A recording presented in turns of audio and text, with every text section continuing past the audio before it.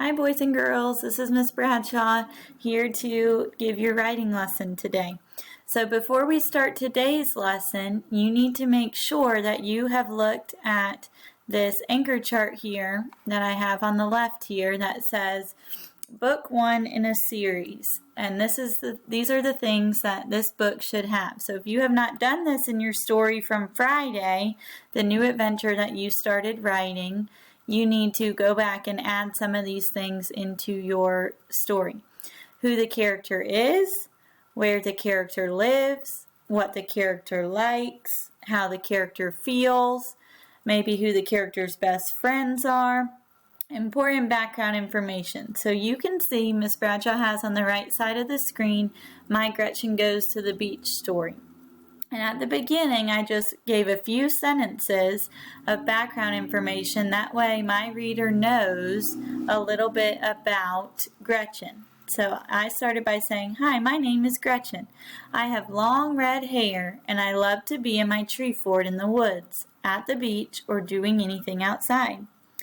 And then I go on to talk about her best friend Emma and her going to the beach. So I have included in my story at the beginning who my character is, what my character likes, and who my character's best friends are. That way, when I continue with adventures, kind of like in Henry and Mudge, you know who the characters are already.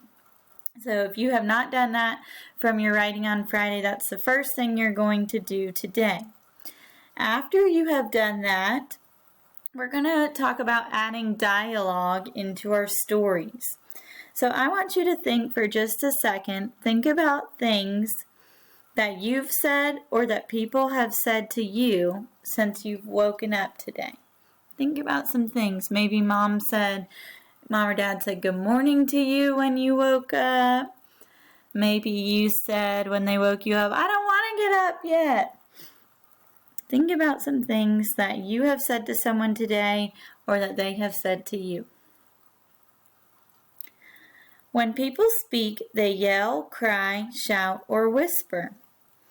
So, thinking about which of these things the characters in your story might do when they talk. Is your character going to whisper at some point? Are they going to be yelling at another character, maybe their best friend? Are they going to be crying or shouting? These are all things we need to think about when we think about our characters talking in our story. So writers make characters in their stories speak in many ways, just as people in real life do.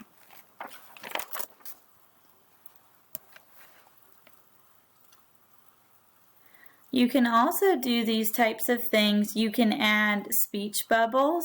You'll see Miss Bradshaw has in her picture, Gretchen's friend Emma down here has a speech bubble.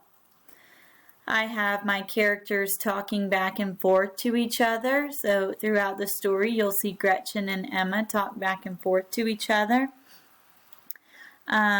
Instead of just using said every time or says, you'll see that Miss Bradshaw decided to go back in her story and change some things. Instead of the character just saying says every time, I put Emma shouts excitedly. Instead of saying Emma says every time. I have thought bubbles, so you'll see Gretchen up here on this unicorn float has a thought bubble with some Z's in it. She's sleeping.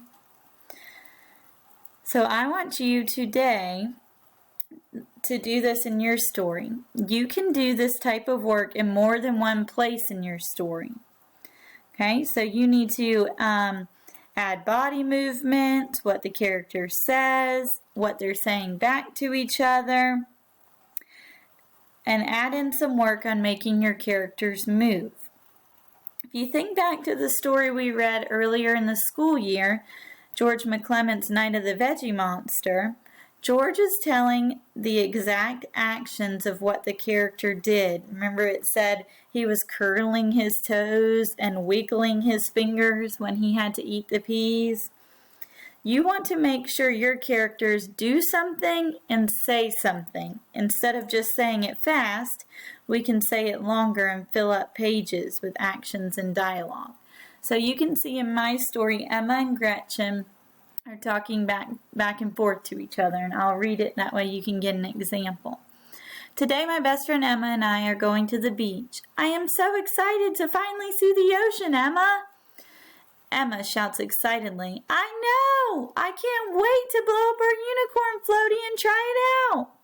We both took turns blowing up this giant floaty. Out of breath, Emma says, You can take a turn on the unicorn first, Gretchen. I run as fast as I can until my feet feel the cool ocean water. I splash into the waves with the giant unicorn. I jump up onto the slippery float. Before I know it, my eyes feel sleepy. I suddenly drift off to sleep. So in my story, you can see that Gretchen and Emma are talking back and forth to each other about the floaty.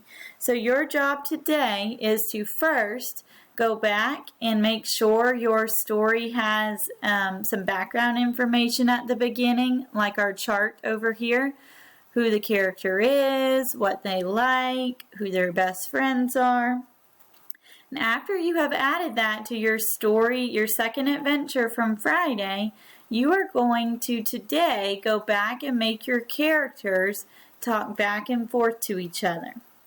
You can also add speech and thought bubbles to your pictures.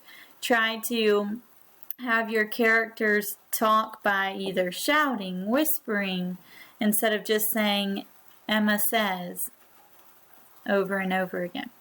I can't wait to read your stories, writers. Keep up the great work.